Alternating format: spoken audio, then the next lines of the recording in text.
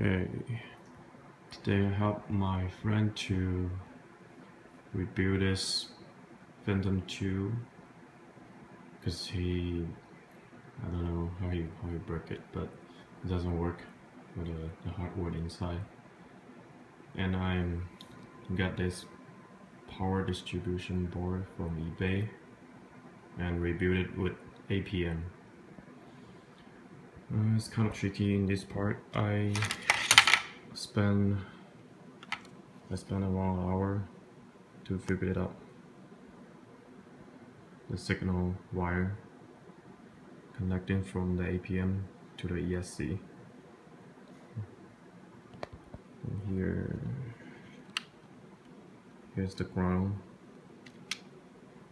and the signal. And I put the GPS